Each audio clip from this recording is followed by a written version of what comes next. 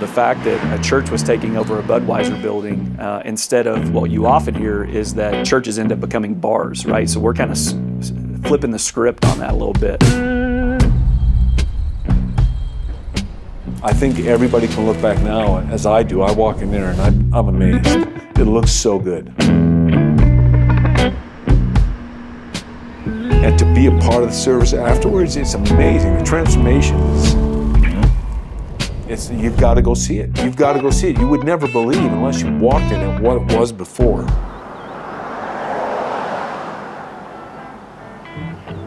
This building was owned by a Bear distribution company, Eagle Rocks Distribution. It is a concrete building. For our purposes, it's a very inflexible, challenging, not complicated. It just takes some energy to put holes in concrete walls and concrete roofs. People don't like to talk about that, but I know it. We know it. That made it a very challenging project. You know, I always like to build something I've never built before, and this was one of those cases where it was going to involve some serious structural modifications and, you know, some creativity to make it happen. When I walk into a space, whether it's a home or a big building like this, I can immediately just start kind of putting things together. And it's like, if that wall were to be gone, if we could move that, if we could, you know, I can start to see something come to life. But there was that huge 27-foot wall. I don't know how long that spanned, but we wanted to get rid of that because we wanted our worship center to be bigger.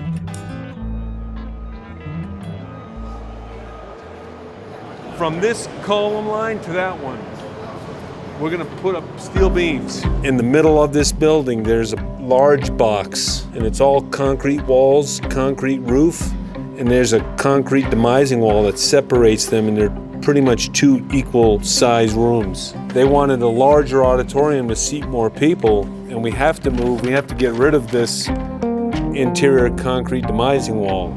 First, we thought about taking the wall apart piece by piece, jackhammers and saw cutting and dismantling the wall and hauling it out of there. But a contact of Mike's, you know, somebody that he knew, suggested a company that could actually take it out in large pieces with a crane. There was a company that does precast buildings. They build the components in their yard, in their factory, and they come out and they assemble it. It's StressCon. Well, StressCon created a division of their company some years ago that disassembled these kinds of buildings. And we discovered them in the process of pre-con to come out and maybe disassemble that wall for us.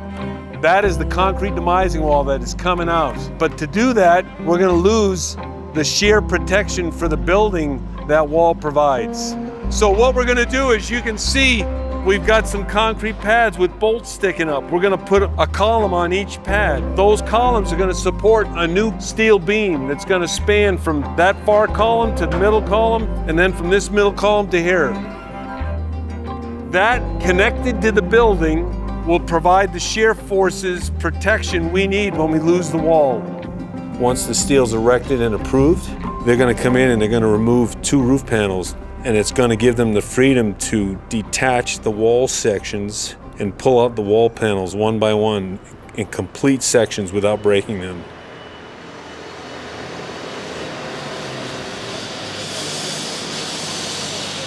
Yeah, it was insane. Something I'm like, how in the world are you guys going to do this?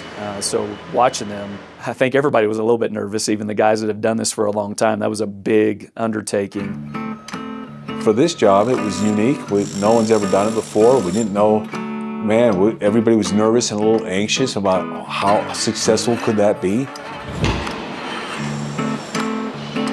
You have got this structure that is like a puzzle. It is all fit together, and you are messing with something that's a critical piece of the puzzle. To remove it, a big part of that puzzle fails.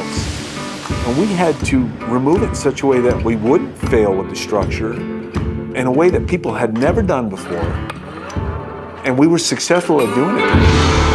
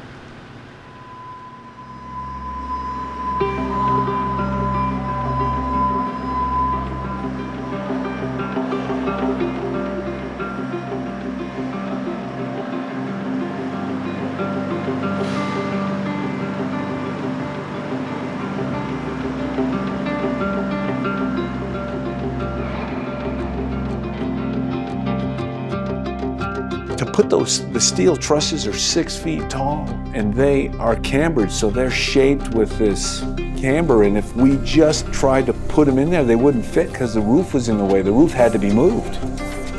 That itself was an operation. They had all these shoring towers. They had hydraulic mechanisms that were able to lift some of the roof only 2 inches, some of the roof 1.5 inches, some, it was a gradual engineered hydraulic operation. They did it, they lifted the roof, we erected steel from underneath, and then they dropped the roof back onto the new steel. Then we removed the columns. That part was awesome. For all the anxiety that we had about it, that might have went the best. But it took time. The rest of it is really simple construction, just trying to do more in less time, and that's hard.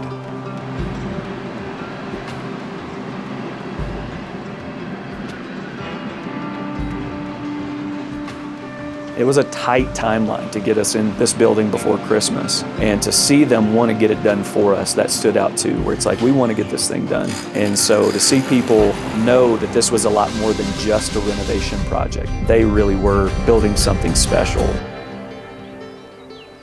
Once that wall was removed, and especially when the new wall was built in the area that we wanted it, starting to kind of see our worship center come into play, that was probably the biggest transformation, right? Because that's where the majority of our time is going to be as people come into this building. But we want a place where people can actually want to stay. And so as they walk out of the worship center, there's this beautiful lobby that's going to have a lot of different sitting areas where people can sit down and have further conversations, that maybe can pray with each other, get to know each other. And so when I saw that lobby really start to come in and you could see what it was going to be, I just got really excited, because that's what we want. We want a place where people can come and build relationships, not just come and kind of check a box and then take off, but it's like a place they want to stay a little bit longer.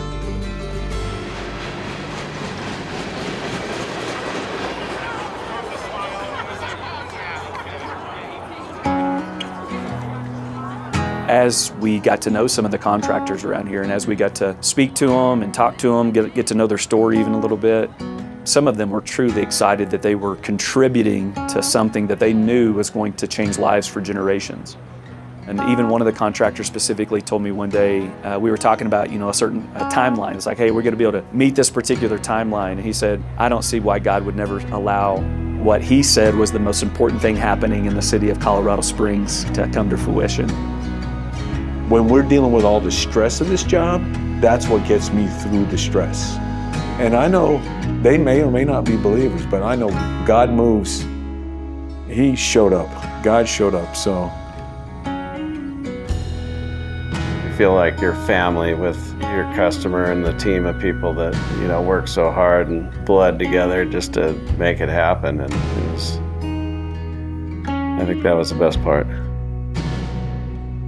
You're not just renovating a building, you're helping us build a refuge, because there are people in this city that are despairing hope that will find it here. There are people that don't have community that will come here and find it here. There are marriages that are on the rocks that are about to throw in the towel that will come here and find that there's still a chance. This is not just going to be a building. We really do believe that there's going to be powerful things that happen here, transformation, salvation. We believe breakthroughs are going to happen every single week. We believe the physical footprint of this building is going to be hopefully a beacon, right? Jesus says, be a city on a hill, right? To let your light shine. We hope this building becomes a beacon of Colorado Springs that people look to. Not just a cool building that used to be a Budweiser building, but a place where life change is happening every single week and the presence of God is being felt.